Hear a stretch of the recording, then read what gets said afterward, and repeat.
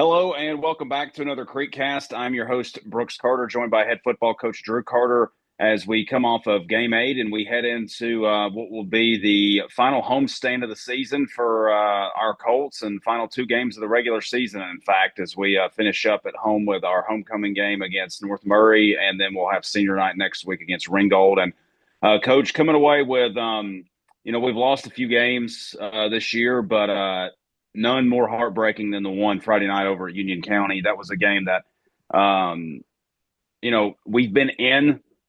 We've had some losses this year where we've been really competitive and fought in those games. Where I think back to North Cobb Christian, LFO, even Sonoraville. We came back and made it a game there in the last in the fourth quarter where we got within two scores.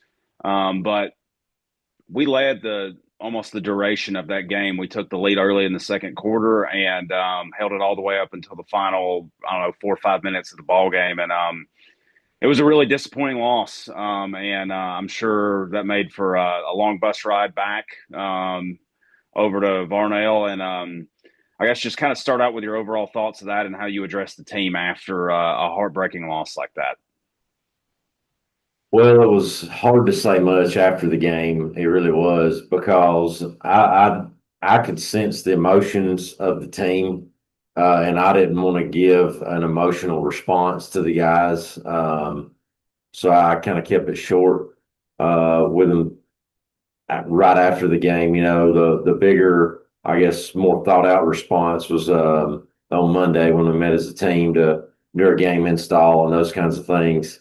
And kept it short with what it was because it's easy to make excuses and point fingers to some of the calls we felt like didn't go our way. But the bottom line is we got to control what we can control. And that's us taking care of the ball, us making key third down stops, and us responding to things that don't go our way the appropriate way, because we know there's always going to be adversity in a game. But I feel like some of those lows that we got throughout the game hit us more emotionally than I'd ever seen us, and maybe rightfully so.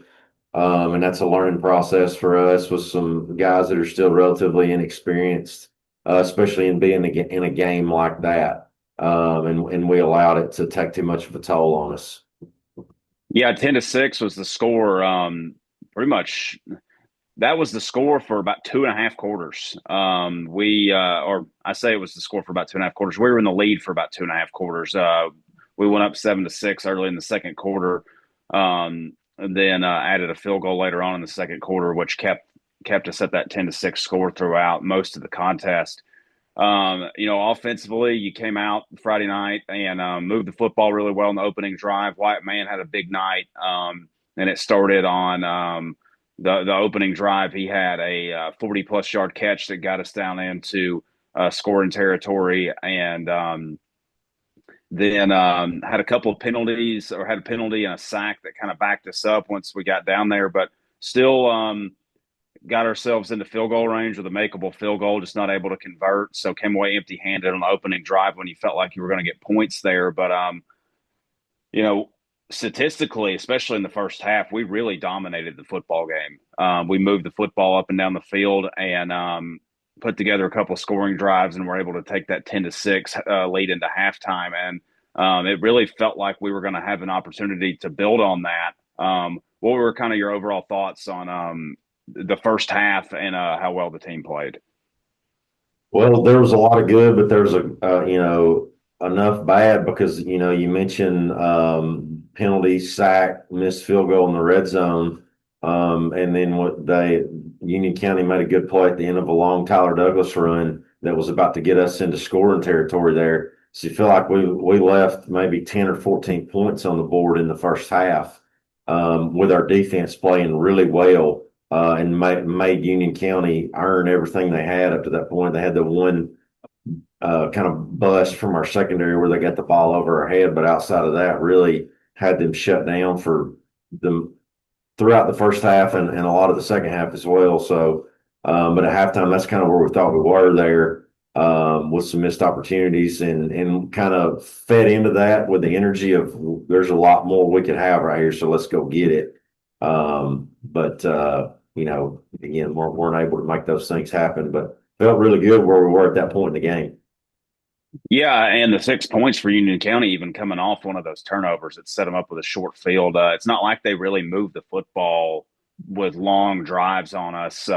Really, most of the night, I think the only long drive, touchdown drive they really had came on the one in the fourth quarter that wound up putting them up by two scores, but that was aided by some kind of questionable penalties, as I'll say it. But it's not like they moved the football very much. And defensively, I did want to finish commenting on Wyatt Mann's night. He had 6 catches for 123 yards and a touchdown, career highs in catches and yardage for him. So that was he scored in back-to-back weeks. He scored on or defense or special teams, however you want to break that down, against Murray County the week before on a scoop and score on a block punt, and then gets in the end zone. And he had a chance to even have a bigger night. Some of those he had a couple more catches that got called back for penalties.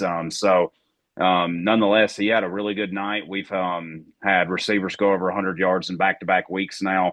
And so really getting the passing game clicking. And I don't really feel like opponents in these last 2 weeks of the season are going to be able to zero in on one guy, key in on one guy that they can try. That's our go-to guy. I feel like down the stretch last season, particularly against North Murray, Ringgold, they really started keying in on Andrew Russell because of his emergence that he had and kind of the same stretch of the season. And I know you wound up using him as a decoy on the opening play of the game against North Murray last year. But, I don't feel like defenses these last 2 weeks are really going to be able to zero in and be like, that's the guy we got to stop. He's who's making their offense tick, because we've got a lot of different guys making plays right now. Yeah, you're right. And I think we have this conversation pretty regular when we're talking about us as an offense, us as with our identity as an offense is, that's a big piece of being balanced, is being able to distribute the ball to a lot of different guys. We got a couple different running backs that carry the ball well in their own strengths. We can do some things with Tyler coming out of the backfield. We've seen him be dangerous in the passing game as well. So all those are important pieces of what we want to do. And Waylon does a good job playing within the confines of the offense at the same time of being able to get the ball to our guys. I feel like we've got a good idea of who our best playmakers are at this point in the season. And all those things are kind of blending together pretty nicely. For Waylon, he had back-to-back career highs. He went for 242 against LFO and then went for 247 against Murray County last week.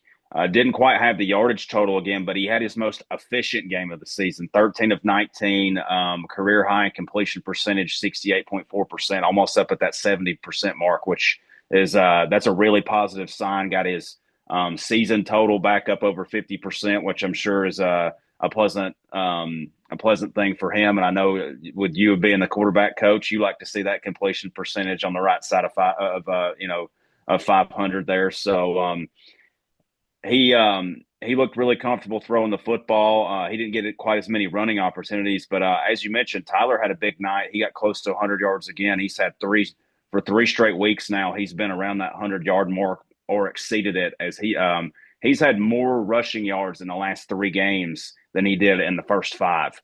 So he's really come along here, and I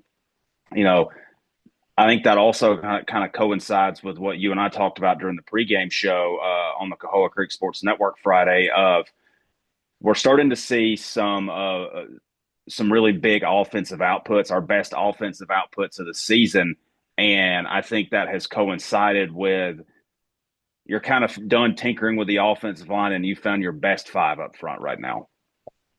Yeah, you're 100% right. There's a good couple of good measures. The rushing yards is an easy part of that. But you mentioned the completion percentage. I feel like that's a good measure of a couple of different things.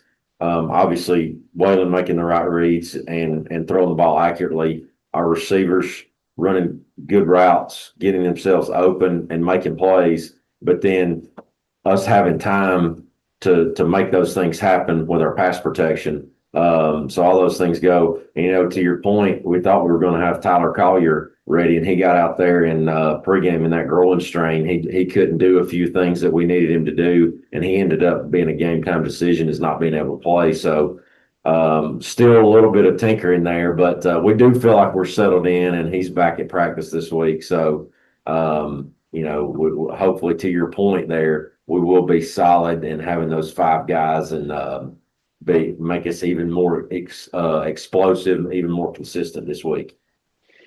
You know, defensively, we had some really big nights, especially from an individual standpoint, continuing to have massive tackle for loss totals. Jackson Lowry had this is saying a lot for him. He had his best career night from a tackle for loss standpoint in his entire career. He had 3.5 tackles for loss. He's now got 10 on the season, really jumped his total up. That is third best in an individual game in school history. So that was really good to see. Wyatt Mann, Luke Turner, Chevy Joyce all making plays in the backfield as well with tackles for loss. Saw Elijah Faraji get in with an interception there. And, we've really had some ball hawks this year in the secondary. We've had several guys make interceptions this year. I think I was looking at it. I think our total is up to we're up to 7 total interceptions on the season as a team. So, and we forced some fumbles as well. So we're getting close to a team record for most interceptions forced in a season. We've got a chance to maybe go in and add onto that here in the final couple of weeks. So I will call that opportunistic defense, making plays in the backfield and forcing turnovers. Yeah, you're 100% right, because all those things have so many ingredients with it.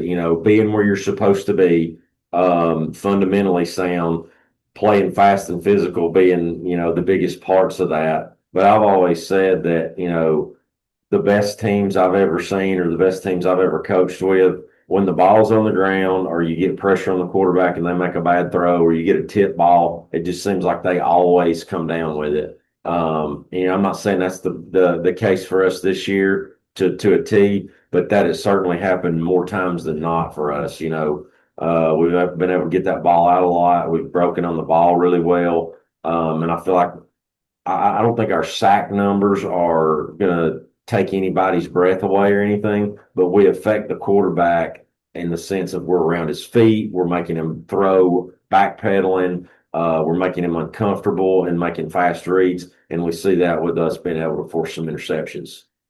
Yeah, and I mean it's not like we've played a ton of teams that are super pass heavy. I mean, a lot of the teams we play, I would say, are balanced offensively. It's not like we're playing some team that's running like the air raid out here. Yeah, yeah. So I mean, I think, yeah,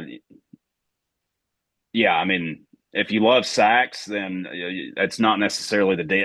We haven't had the schedule. The schedule hasn't set up for a lot of sacks this year. I feel like we've had sacks and opportunities when we've gotten them this year. But I was looking back at that. 8 interceptions is the team record in a single season that happened in 2012 and 2021. We've got 7 on the season, so second best ever, and we got a couple of games left to try to force some turnovers. We'll talk in a few minutes. North Murray doesn't throw the ball more than about 8 times a game, so may not get a lot of opportunities to do that this week. But just really proud of the defense. The last couple of weeks, really, really strong back-to-back defensive efforts. I feel like you come off the shutout and you go on the road and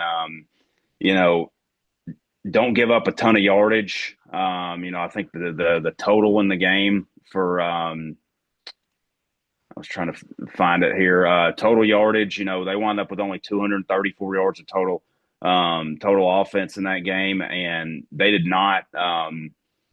We hold them under 125 yards rushing, only 110 yards passing. After a week where we held Murray County, I think, under 100 yards total. So back-to-back really good weeks, and we're going to need the defense to step up huge the last 2 games of the season because we're going against a couple of quality opponents. But I'm not one to compare common scores a lot, but if our defense continues to play with the momentum that they've been playing, I feel like they're going to keep us in the ballgame the next 2 weeks.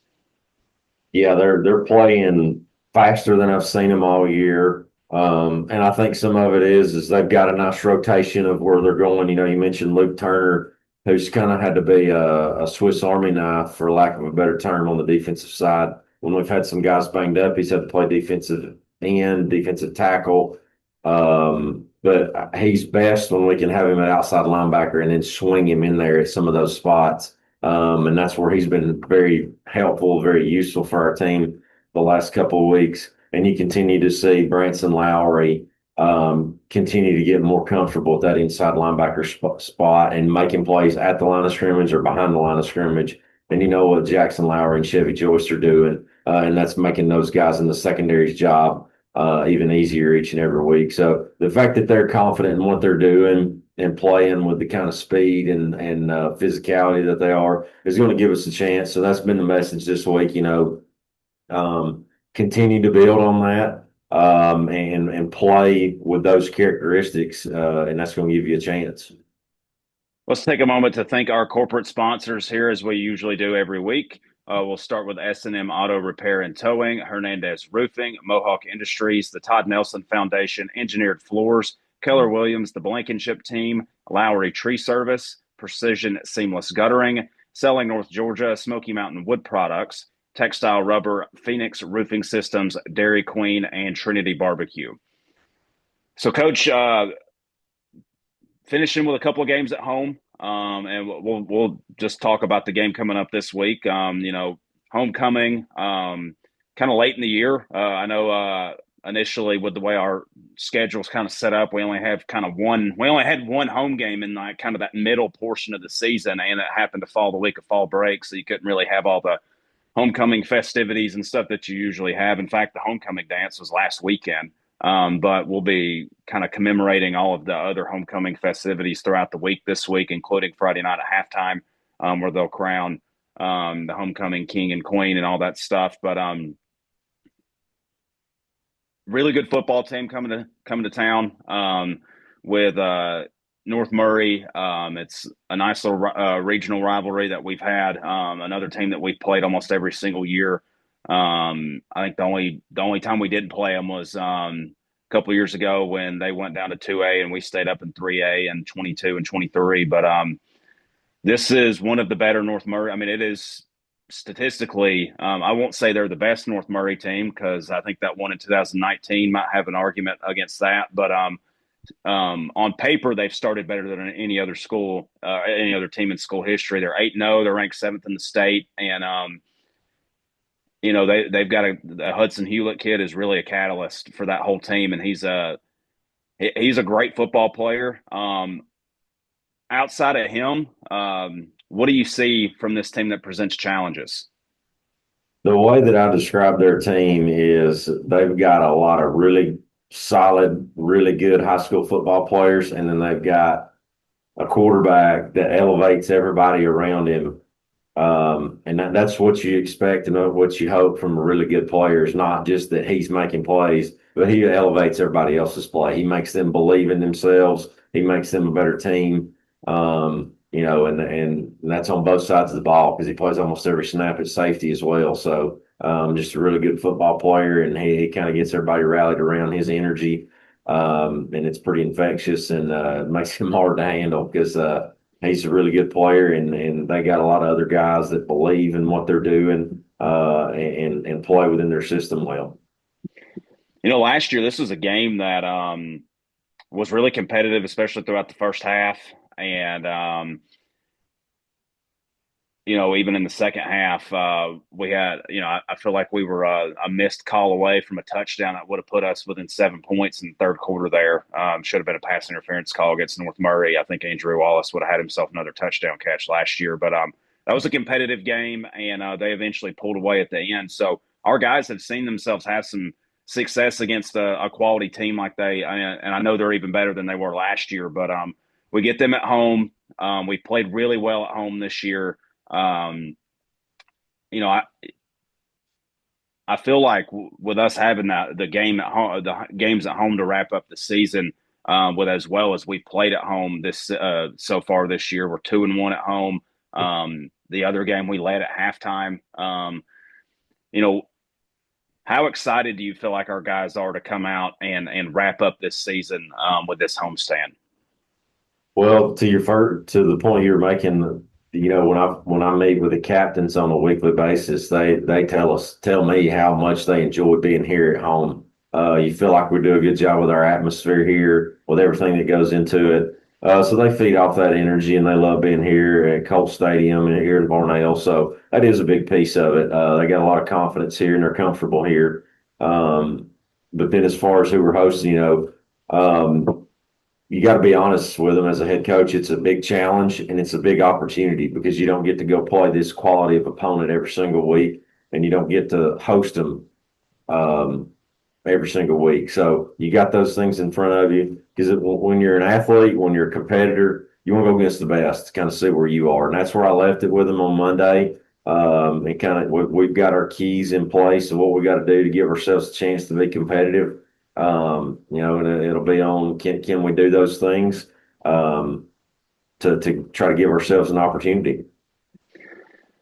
For Coach Drew Carter, I'm Brooks Carter. Thank you so much for joining into another edition of CreekCast. We'll come back same spot next week here on our YouTube channel as we'll be recapping Game 9 and heading into the regular season finale and kind of getting ready for senior nights. That'll be next week when we take on the Ringgold Tigers. So it's coming down to a close here in 2025 of the regular season, and God, it happens so quick every year. I can't believe we're already into the final two games of the regular season. So, Coach, thank you for your time this week. I'm Brooks Carter. We'll be back next week with another edition of CreekCast.